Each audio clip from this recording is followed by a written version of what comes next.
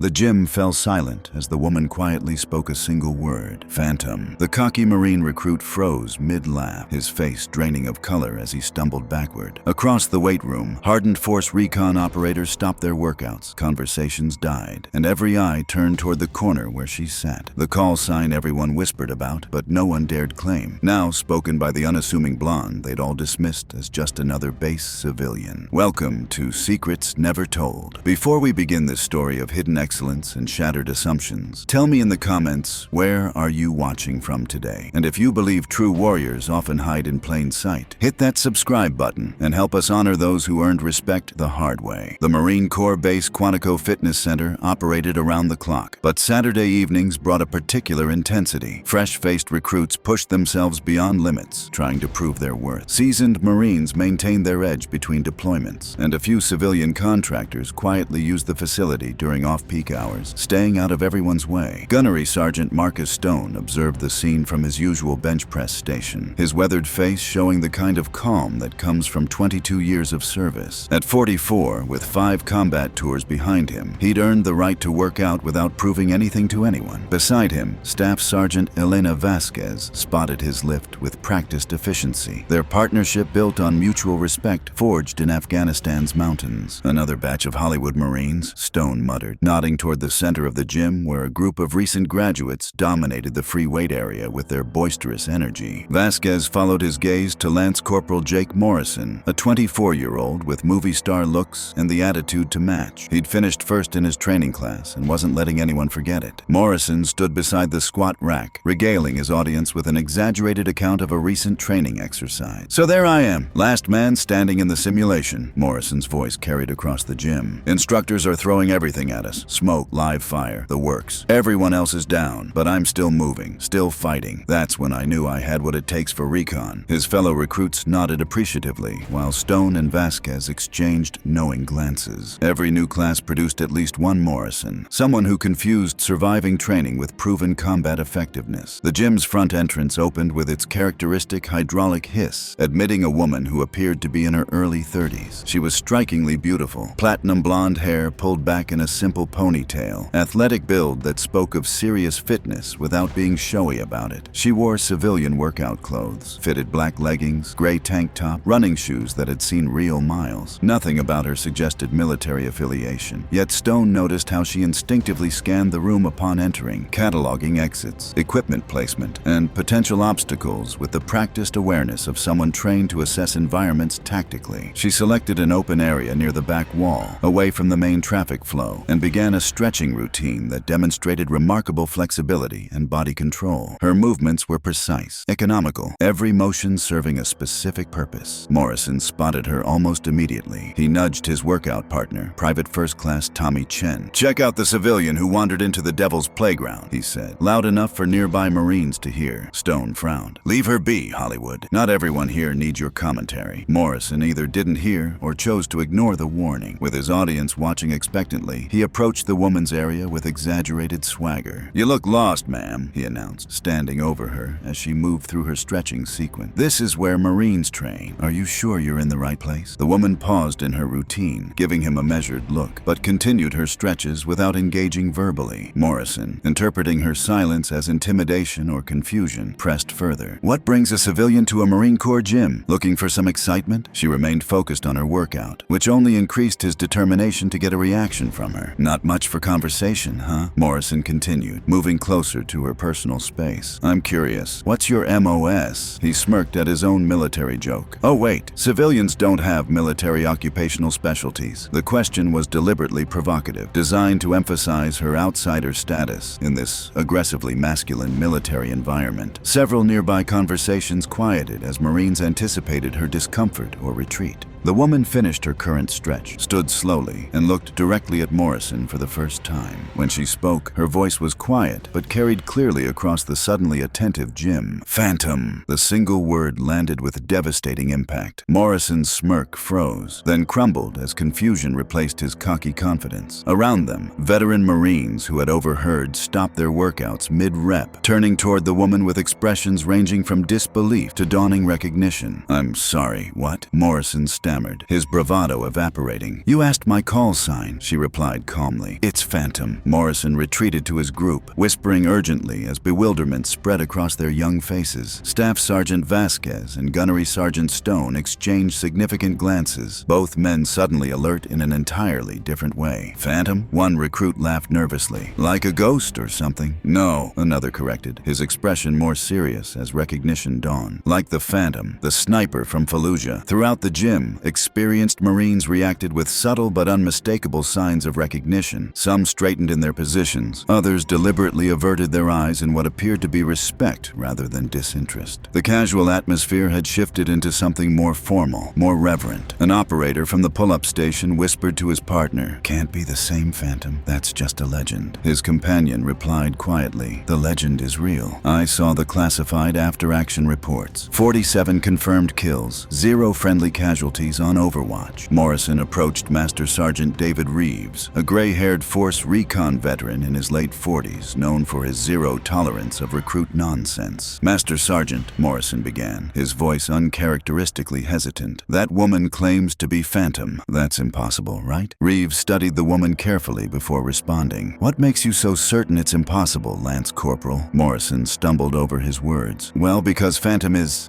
everyone knows Phantom is..." "What?" Reeves pressed, a hint of challenge in his voice. The gym had grown increasingly quiet as more people tuned into the unfolding confrontation. Morrison finally managed to articulate his assumption. "One of us, a Marine. And what exactly do you think you're looking at right now?" Reeves asked with deadly quiet intensity. The question forced Morrison to confront the assumptions he'd made based on nothing more than gender and civilian clothes. He turned back toward the woman, seeing her now through a lens of growing uncertainty. Gathering what remained of his confidence, Morrison returned to the woman, but his energy had completely changed. The swagger was gone, replaced by defensive caution mixed with genuine confusion. "No disrespect intended, ma'am," he began carefully, "but Phantom is a call sign associated with classified operations. If you're using it as some kind of joke..." The woman gave him her full attention for the first time, setting down her water bottle with deliberate precision. "Operation Iron Fist, Fallujah 2004, she stated matter-of-factly. "Insurgent sniper teams neutralized from concealed positions. You were briefed on the outcomes, but not the operator." The specificity silenced him completely. These were details only someone with high-level security clearance would know. Operations that recruits heard about only in carefully sanitized after-action summaries. She continued, her voice quiet but clear enough for the listening gym to hear. "Operation Desert Phantom Ramadi, 2005. 17 high-value targets eliminated over 6 months. The enemy never knew where the shots came from." Morrison stared speechlessly as the implications cascaded through his understanding. Every legendary story he'd heard about Phantom, the impossible shots, the perfect concealment, the operations where insurgent leaders simply vanished without their security details ever seeing the threat, all attributed to a faceless sniper he had automatically assumed was male. "That was you," he finally managed. "That was my mission," she corrected. "I was the one assigned to complete it." By now, the entire gym had fallen silent, workouts abandoned as everyone focused on the exchange unfolding in the back corner. Gunnery Sergeant Stone rose from his bench, approaching with measured steps that carried unmistakable military bearing. Morrison stepped back instinctively, uncertain what was about to happen, but sensing the shift in power dynamics. Stone stopped at regulation distance from the woman, his posture shifting subtly into something more formal than gym casualness would normally dictate. "Gunny," she acknowledged without standing. "Staff Sergeant," he replied, revealing her rank to the stunned observers. In a move that visibly shocked the room, Gunnery Sergeant Stone rendered a perfect regulation salute to the woman, an extraordinary demonstration of respect in a civilian setting. "Colonel Martinez sends his regards," he said, referencing a high-ranking officer known for commanding special operations units. "At ease, Gunny," she responded, the exchange confirming her identity beyond any possible doubt. The salute triggered a wave of recognition throughout the gym. One by one, veteran Marines who understood the significance rose from their equipment, not approaching but standing briefly at attention before returning to their activities. This subtle demonstration of respect was more powerful than any dramatic confrontation could have been. Morrison remained frozen, witnessing a complete transformation in how everyone in the room perceived the woman he had attempted to humiliate. She was Staff Sergeant Sarah Phantom Cross, the operator behind the call sign that had achieved mythical status within Marine Corps Special Operations. Master Sergeant Reeves approached, placing a firm hand on Morrison's shoulder. "There's your first real lesson as a Marine, Lance Corporal," he said quietly. "Never judge a warrior by anything but their service record. Gunnery Sergeant Stone joined Staff Sergeant Cross at her workout area, their conversation quiet and professional. Morrison returned to his group of recruits, visibly humbled by the encounter. "Was that really the Phantom?" Chen whispered. "Staff Sergeant Cross," another recruit corrected, having overheard Stone's exchange. "Apparently she runs the advanced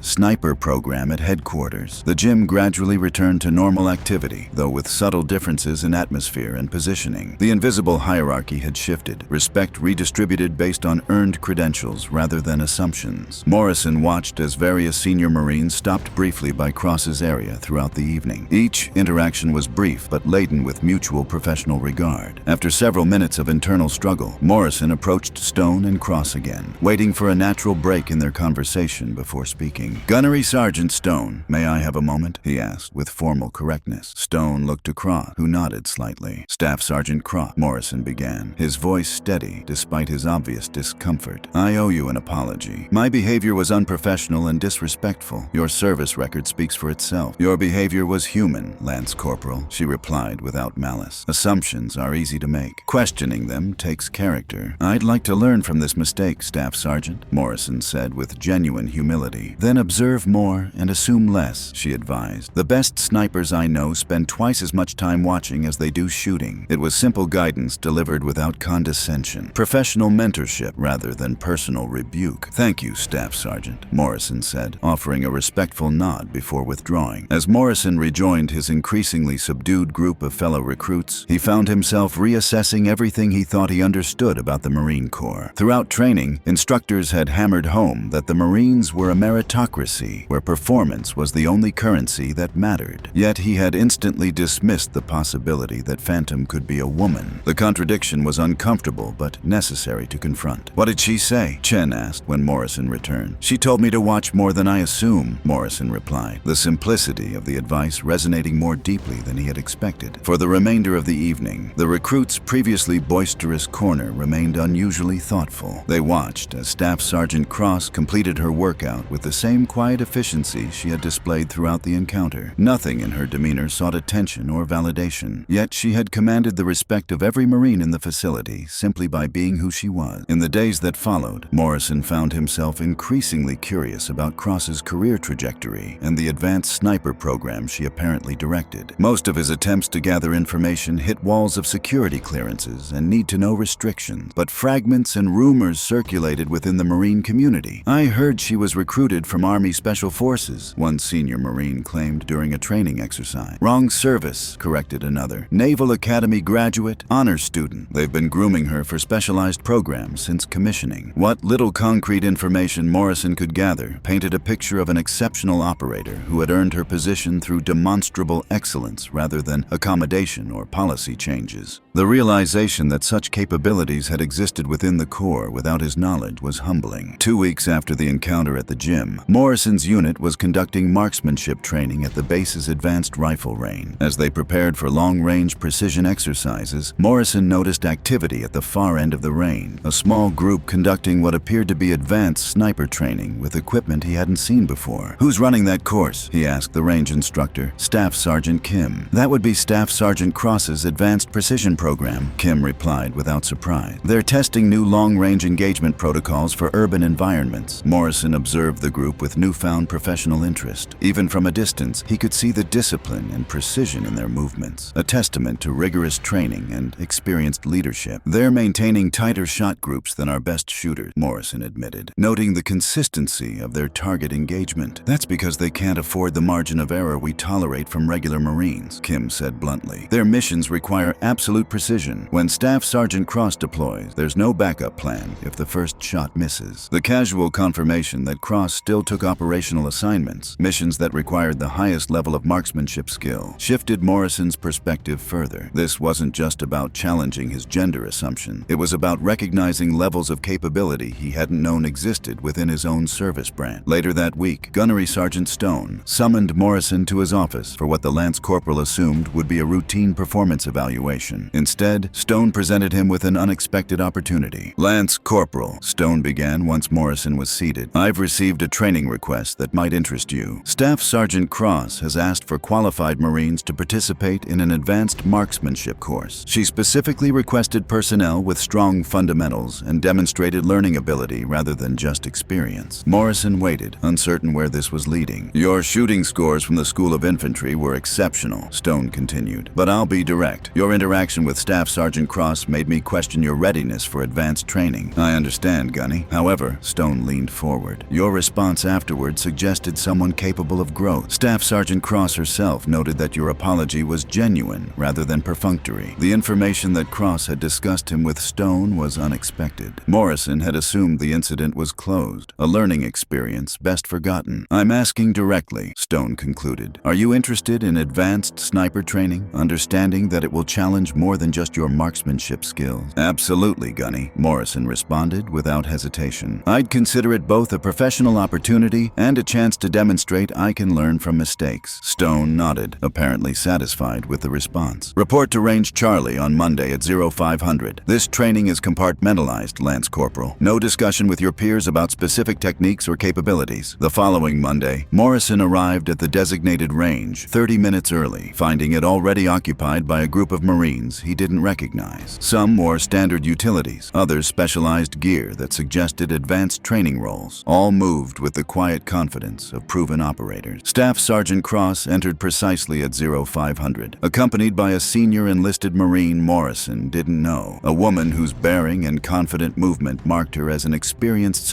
sniper. Good morning, Cross addressed the assembled group. For those who don't know me, I'm Staff Sergeant Sarah Cross. This is Gunnery Sergeant Maria Santos, my senior instructor. She surveyed the room with the same calm, assessing gaze Morrison had witnessed at the gym. You've been selected for this training because your commanding officers believe you have both the technical foundation and the mental discipline required for precision marksmanship under operational conditions. Cross nodded to Gunnery Sergeant Santos, who activated a display showing complex ballistic calculations and environmental factors Morrison had never considered in his training. This is advanced precision engagement theory, Santos explained. Today, we'll cover variables that aren't addressed in basic marksmanship training: wind patterns at extended range, atmospheric pressure effects, target movement prediction, and psychological factors that affect accuracy under stress. Throughout the briefing, Morrison noticed something significant about Cross's leadership style. While she clearly commanded absolute authority in the room, she frequently deferred to Santos on specific technical points and acknowledged other instructors' expertise in certain areas. It was leadership through competence rather than rank alone. As they prepared for the first practical exercise, Gunnery Sergeant Santos approached Morrison. Lance Corporal Morrison, she said professionally, Staff Sergeant Cross suggested pairing you with Corporal Rodriguez for the initial training. She thought your foundational skills might complement his advanced techniques. The assignment to work directly with one of Cross's advanced students was unexpected but welcome. Corporal Miguel Rodriguez, Morrison soon learned, had been with the precision program for 18 months and possessed a level of marksmanship skill that spoke to hundreds of hours of specialized training. First time with the advanced program? Rodriguez asked as they prepared their equipment. Yes, Morrison admitted. I wasn't aware it existed until recently. Rodriguez nodded, unsurprised.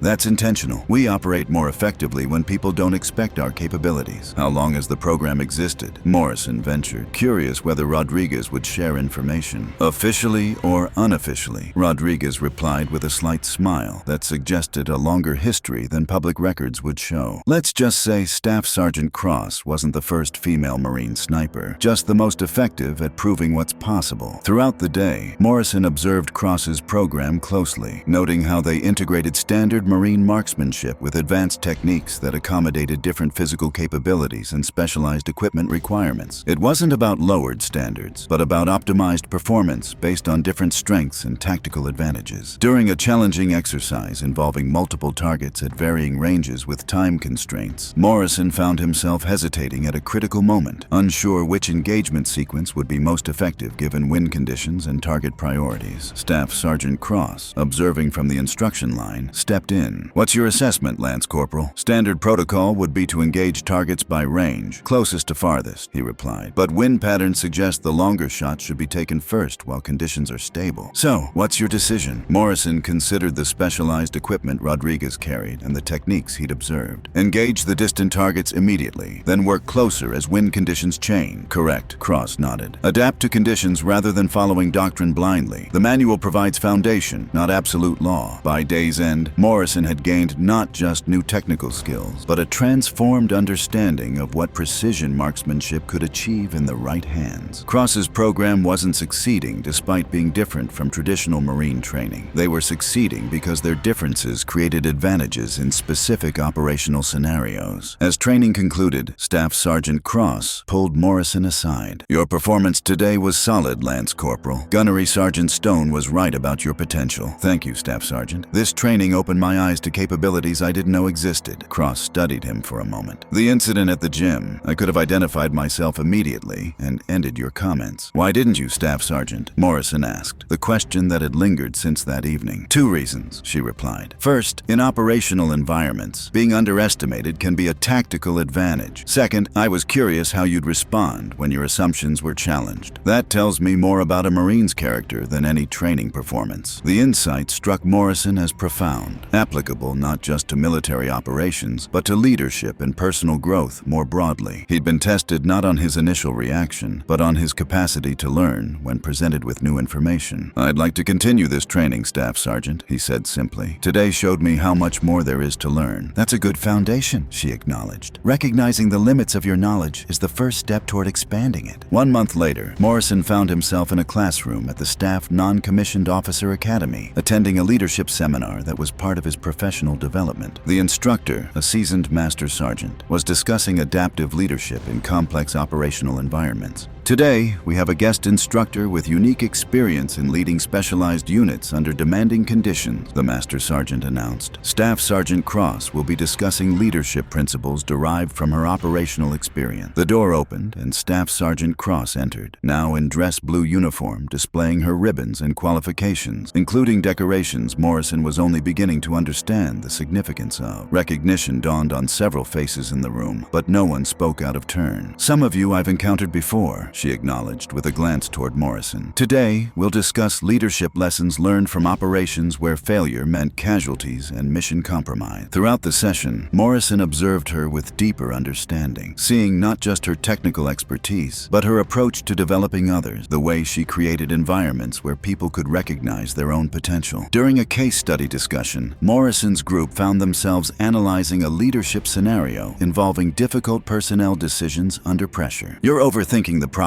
Lance Corporal," Cross said, addressing Morrison's analysis. "What's the primary leadership responsibility in this scenario?" "Accomplishing the mission, Staff Sergeant," he answered. "Before that," she corrected gently. Morrison paused, reconsidering. "Taking care of Marines." "Exactly," she nodded. "Mission success flows from effective leadership of people. In Phantom operations, I spent more time understanding my Marines than studying targets." The casual reference to her legendary service, now with context that she had led teams rather than operating alone, landed differently than it would have weeks earlier. After the seminar concluded, Morrison approached Cross as she gathered her materials. "Staff Sergeant, may I ask you something?" "Go ahead, Lance Corporal. That night at the gym, you could have embarrassed me publicly, made an example of me. Why handle it the way you did?" She considered his question thoughtfully. "Lance Corporal Morrison, the Marine Corps succeeds when Marines learn from their mistakes rather than being destroyed by them. Leadership means creating opportunities for growth, not just demonstrating superiority. Is that why you requested me for the advanced training?" "I requested you because you demonstrated something rare," she replied. "You changed your assessment when presented with new evidence. That's surprisingly uncommon, even among Marines trained to adapt to changing conditions." As she prepared to leave, she added, "Your marksmanship scores have improved significantly since the advanced training. Keep developing those skills." The professional acknowledgement, earned rather than given as consolation, meant more than any dramatic moment of redemption could have. That evening, Morrison found himself at the base gym again, but his approach had completely changed. Instead of dominating the space with loud stories and demonstrations, he worked out quietly, focused on performance rather than attention. Staff Sergeant Cross was there as well, following her usual routine in the same corner where their first encounter had occurred. As before, she sought no attention, yet her presence commanded natural respect from everyone in the facility. Morrison watched as various Marines nodded respectfully as they passed her area, each interaction brief but but meaningful. The recognition she received wasn't based on rank or position, but on earned respect for proven capability. As Cross completed her workout and prepared to leave, she passed Morrison's station. She didn't speak, but offered a subtle nod of acknowledgement, professional recognition between Marines rather than personal reconciliation. The gesture represented something important about military culture at its best: the possibility of growth, learning, and earned respect regardless of how relationships begin. Later, as Morrison reflected on his transformation since that first encounter, he realized that Cross had given him something more valuable than advanced training or professional opportunities. She had demonstrated what excellence looked like when it didn't need to announce itself, when it simply existed and let results speak. The most powerful lesson wasn't about gender or assumptions, though those were important. It was about recognizing that true capability often exists in forms we don't expect, and that wisdom sometimes comes from the most unlikely sources. Morrison's journey from arrogant recruit to developing Marine hadn't required dramatic gestures or public humiliation. It had required honest self-assessment, willingness to learn, and the courage to admit when initial judgments were wrong. As he left the gym that evening, Morrison understood that he would carry these lessons throughout his Marine Corps career and beyond. The encounter with Phantom had changed more than his perspective on women in combat role. It had fundamentally altered his understanding of leadership, respect, and what it truly meant to be a Marine. Have you ever met someone who changed your entire perspective with just a few words? Someone whose quiet excellence challenged everything you thought you knew? Share their story in the comments below. At Secrets Never Told, we believe the most powerful lessons often come from the most unexpected teachers.